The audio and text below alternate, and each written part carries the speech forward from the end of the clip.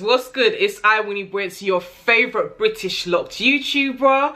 Welcome back to this channel. If you haven't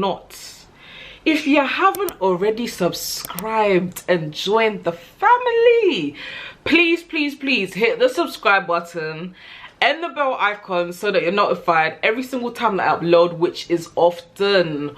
By the way, don't miss out. Now, as you can see by today's title, I'm going to be sharing with you 5 ways that I've managed to control my seborrheic dermatitis, even though I have locks. So I normally have my seborrheic dermatitis on my edges. Before, when I first actually started experiencing seborrheic dermatitis, I used to kind of have it would be from my edges, but it would go like further back a little bit. And in the past, when I talk about seborrheic dermatitis, I always make a little joke and I say seborrheic dermatitis is basically dandruff on steroids, which it actually is. Because when it shows up on my scalp, it shows up as what I like to describe as, back in the day when I used to get my hair relaxed. I've always had sensitive scalp, by the way, but when I used to get my hair relaxed, I would basically have scalp burn from my relaxer, so it would look like burnt scabs in certain parts of my head. That's how seborrheic dermatitis shows up on my scalp. Now, I thought I'd kickstart my tips by basically giving a Google definition of what seborrheic dermatitis is, just in case you may not know. So according to Google, seborrheic dermatitis is a common skin condition that mainly affects your scalp. It causes scaly patches, red skin, and stubborn dandruff. Seborrheic dermatitis can also affect oily areas of the body, such as the face, sides of the nose, eyebrows, ears, eyelids, and chest. So without further ado, I'm going to share with you the 5 ways that I've managed to control my seborrheic dermatitis, even though I have locks. So my first tip is be mindful of what you consume. Your diet plays a massive part in regards to how your body behaves, whether that's your scalp, your hair, your skin, your nails. Now, I realized that I had some kind of scalp issue in 2019. I've always kind of had dandruff issues on and off over the years, way before my locks. However, in 2019, I was just completely shocked by how my scalp was reacting. It was excessively flaky. It always had scabs.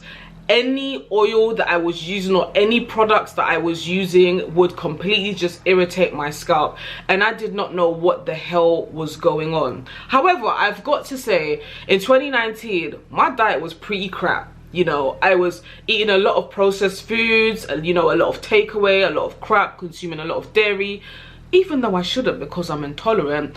And in turn, all of this had a part to play in my seborrheic dermatitis. Now, fast forward to now, 2021, I'm proud to say I'm very mindful about what I consume. Don't get it twisted, I do enjoy, you know, my treats here and there. I still enjoy my takeaway. Let's not get it twisted. Like, I had a nice takeaway, some chips, some prawns, a vegan burger last night, but I tend to not make it a habit. I've reduced my takeaway severely, so I probably have takeaway about once, twice tops a week. Most of the time I do healthy home cooked meals. Can't get my words out. I consume a lot of fruit. I consume a lot of vegetables as well. My second point is I don't use heavy oils on my scalp. Now, in regards to this point, I know that in the lock community, especially in the lock community, there's been a lot of hoo-ha about you shouldn't be using oil in your hair, in your scalp. Oil is a sealant, oil doesn't moisturize, yada yada. And for the most part, I've seen a lot of people talk about, Winnie, you should just stop using oil altogether. That doesn't work for me, I can't lie, it doesn't work. I have briefly given it a try and I found that it made my scalp very dry, very scaly. A lot of people say, oh, it's because you're not drinking a lot of water. If you were drinking a lot of water, then, you know, your scalp wouldn't be dry. That's a lie, because I drink a lot of water. People that are around me know Winnie drinks a whole lot of water. In regards to oils, I like to keep it light in consistency. At present, I feel like I've shown y'all a number of times now, but hey, you might be new to this channel. At present, I'm using an oil called Roots oil, which has been specially formulated for those of us that have dandruff or seborrheic dermatitis. It's by a company called Planted. Unfortunately, they've closed down, which is such a shame. But in regards to this roots oil, it contains several ingredients that is so useful for those of us that suffer from dandruff issues, suffer from seborrheic dermatitis. Some of these include moringa, boab, ashwagandha, neem especially. Neem is a fantastic oil. Smells horrendous, neem alone, not in here. Neem oil alone smells terrible. But I advise you to do your research. And other products, if we're gonna list everything, I'll be here all day. But you know, there's aloe vera oil, apricot kernel oil, amongst other things.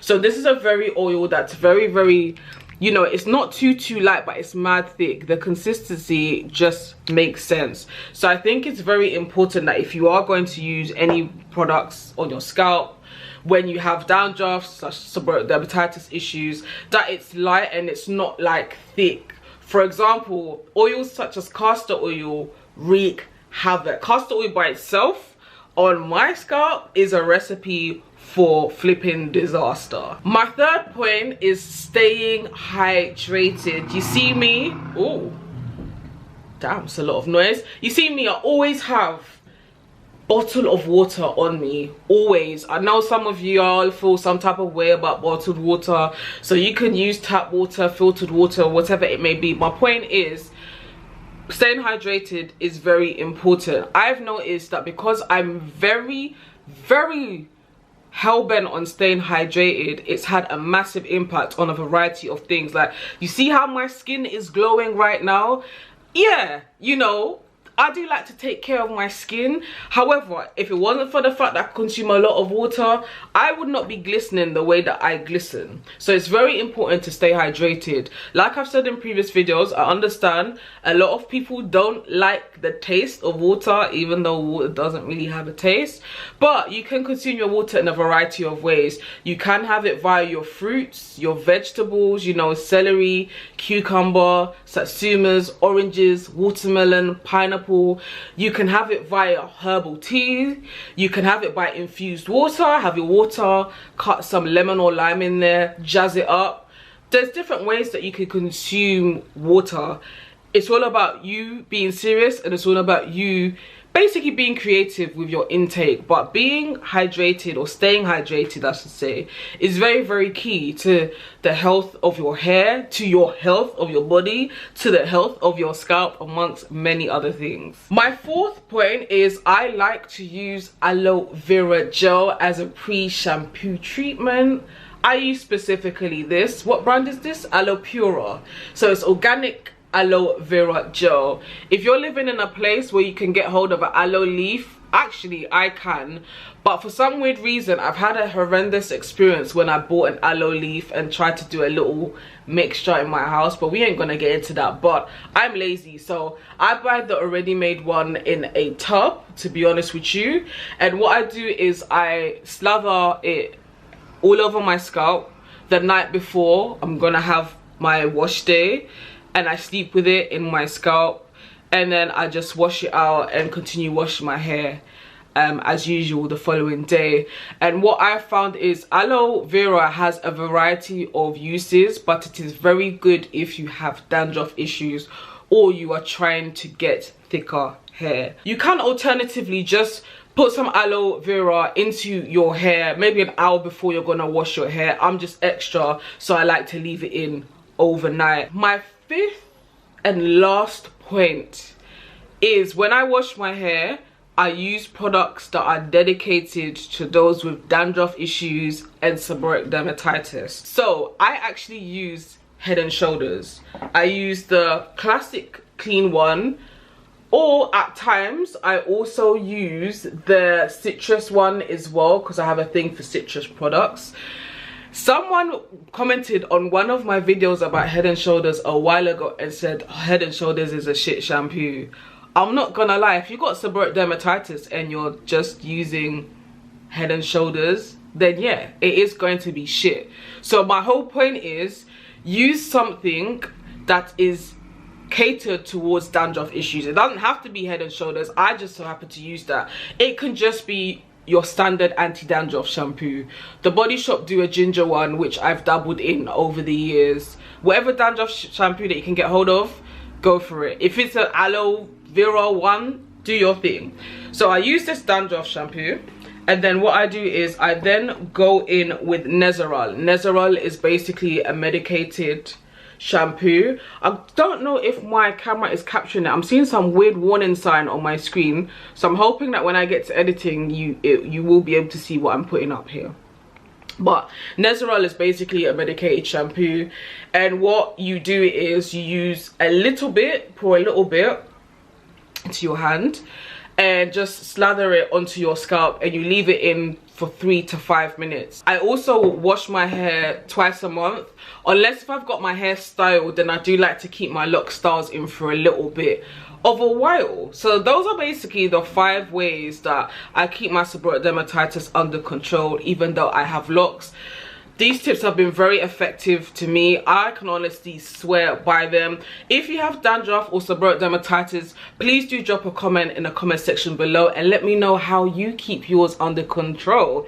I would very much love to hear that. But thank you so much for watching this video. Until my next one, take care, be good.